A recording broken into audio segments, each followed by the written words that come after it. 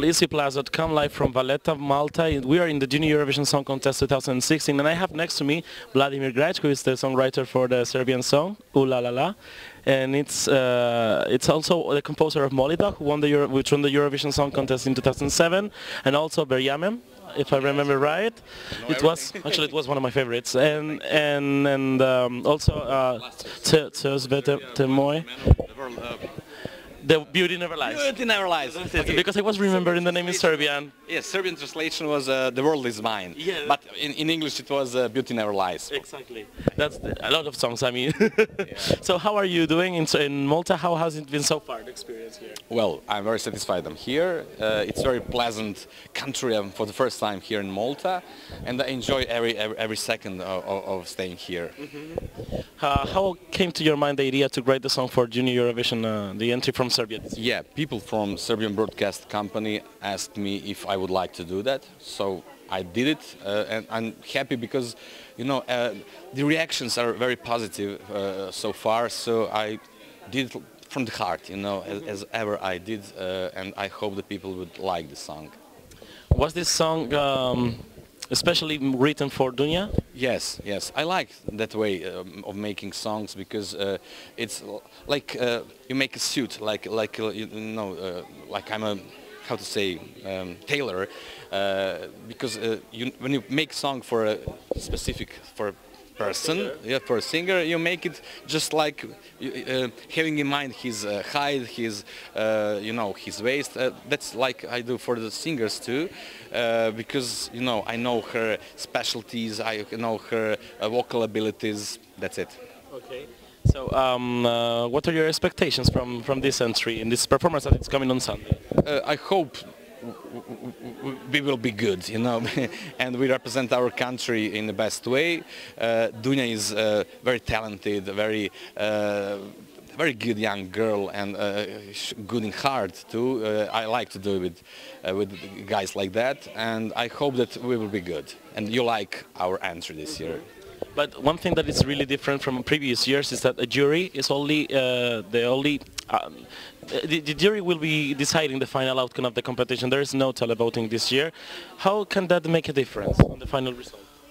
Well, of course, when 100 million people vote, you have that very spread interest, and you know, housekeeper from Britain will vote, and I know director from Bulgaria too, and I think it's my opinion.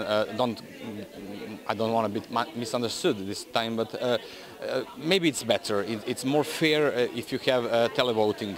If only jury vote, you know, it's 200 people from whole Europe, and maybe it's not correct. But okay, we're just here to be here. So let's see if this changes for next years, because okay, there's a lot of complaints on the internet and a lot of places. But let us see. Maybe it's worse. Maybe it's good. Maybe it's not good. But let's see this year. Okay, and try with this. You know, this combining situation. Different options. Yes. Who knows? Yes. Okay. Let's talk about the previous entries of Eurovision, because you have gone everywhere. Like in 2007, you wrote Molitva with Maria Serifovic, and that was a huge experience, I must say. In 2012, you wrote Verjamem for Eva Bot in Slovenia, and last year you wrote the Serbian song for Bojana Stamenovic. How was it? Like, can you compare the three experiences? And if you are, I hope I'm not missing another one. I'm missing another one from before? No. No? Is that the three? Okay. How can you compare the three of them?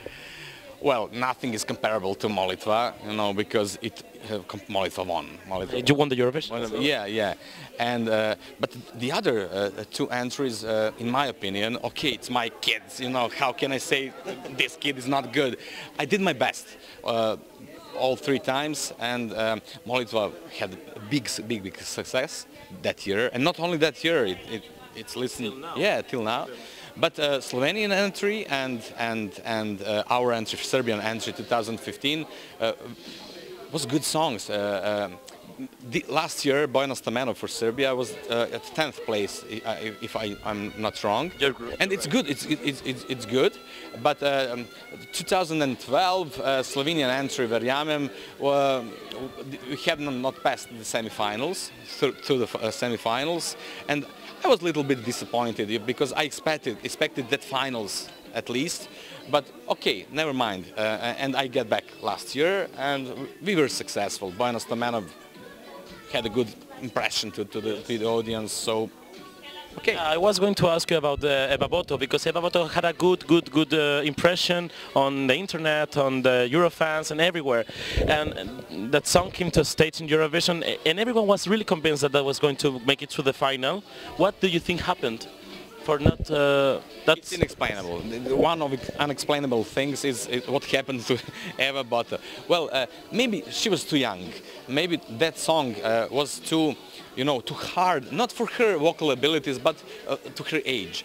And maybe that two factors, that two things didn't match. Maybe she wasn't self-assured on a stage, and maybe that was the reason why people didn't react as we thought that would react to. So do you think experience matters at Eurovision? Of course. But Marija Šerifović wasn't experienced at the time when she won, and not only Marija Šerifović, many singers too. But did experience do.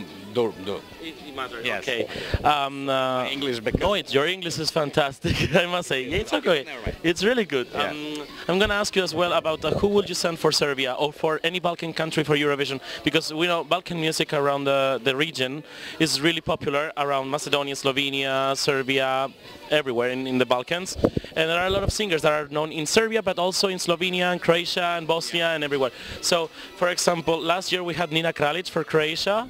Do you think Nina Kraljic could go for another country, or even, I don't know, Selko Joksimovic again for Serbia, or what do you think that these countries should send to Eurovision in order to be successful? Well, we were ex-Yugoslav. We were Yugoslav, the same country, and we had, if not same language as we and Croats and Bosnians, very similar languages like Slovenians and Macedonians, Montenegrians too. And we understand each other, I speak in Serbian, Slovenian does understand me. We have the same,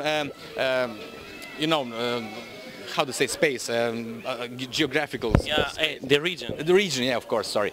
And, stars in Serbia are stars in Slovenia, and Eurovision connects people, the Eurovision Song Contest. So from one Eurovision Song Contest to another Eurovision Song Contest, we connect a little more, we are more connected, because, the ugly wars during the 90s totally splitted us on 6 sides, and who knows, maybe Željko Joksimović or Nina Kraljic would be again the part of Eurovision Song Contest, and maybe for another countries, who knows.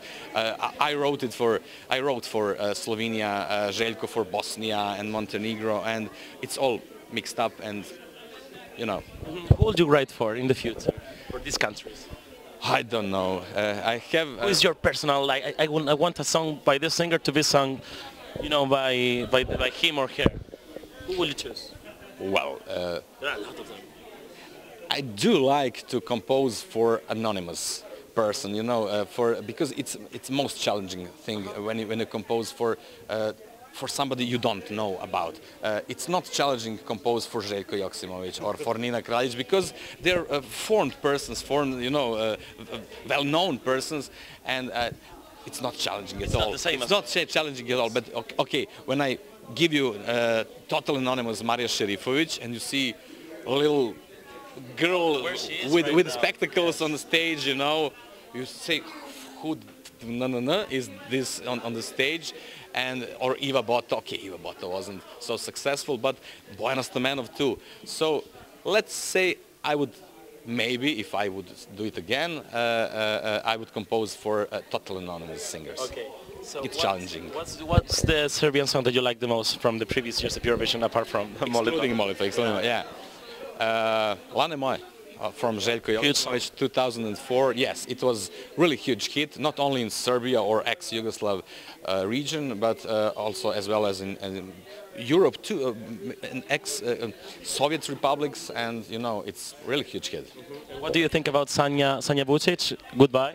Oh, she's really good. She was totally anonymous in Serbia too. At the moment, she won our competition, and she's a good singer. But I don't know where she is. I'm a musician in Serbia and composer there, but she did something then last year, and she disappeared. I don't know where she is. Okay. Are you planning to do something for 2017 for Eurovision? Any other countries? Anything in mind? Yeah, I had.